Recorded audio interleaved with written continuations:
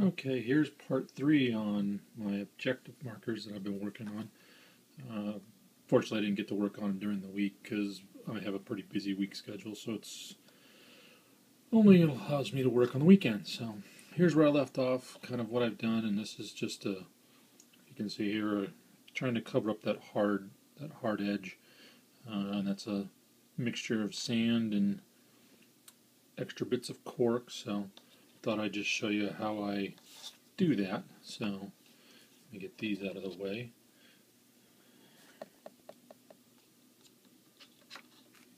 So what I do is get the good old white glue and put a good amount here around the base, and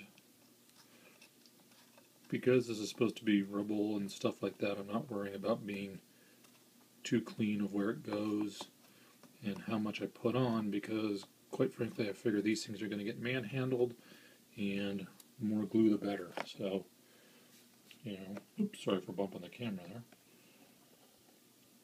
More glue the better is going to be holding on to these things. So that from there, then what I do is I took, when I was tearing up the cork bits, just saved them in little containers.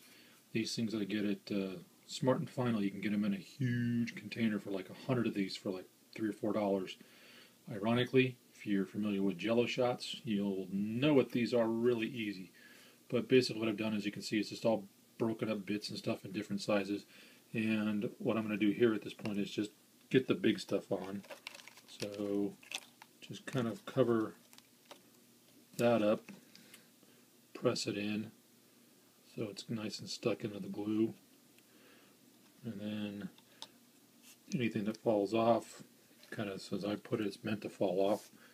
And then I take my sand mix. Now, fortunately, where I live, I've been lucky to be near beaches and stuff like that. Being out here on the West Coast, I actually go and get beach sand. Everybody talks about getting different types and mixing and stuff like that, and going and getting playground sand. Well, that stuff's all nice and sifted.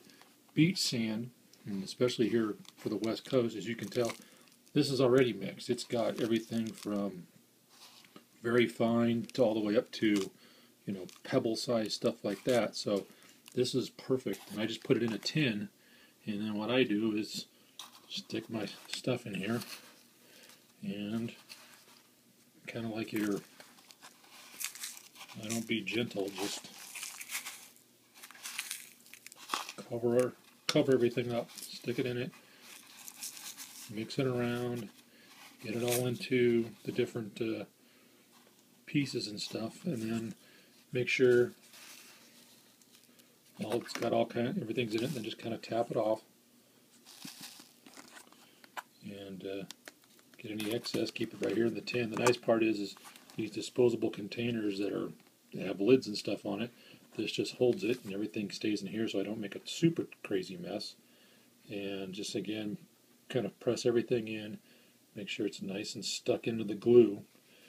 And then once this dries, then what I'll do is I'll go over it again with a watered down PVA mixture, just to make sure everything is set as much as I can make it. So once this one dries up, it usually takes about an hour or two before I get nice and dry, and then I'll put on that watered down mixture. And next step after that will be base coating, and then I am considering, out of these pipes, trying to do a little bit of a water effect out of it, like these are broken water pipes. And unfortunately, what I would love to use would be Uhu glue, but finding that here in the States has proven almost pointless. So, and I've tried finding a couple other spots that I might be able to get it, but I'm going to give this a shot. So this will be the next one here, of trying some amazing goop and seeing if it'll work. As you can tell, I've got a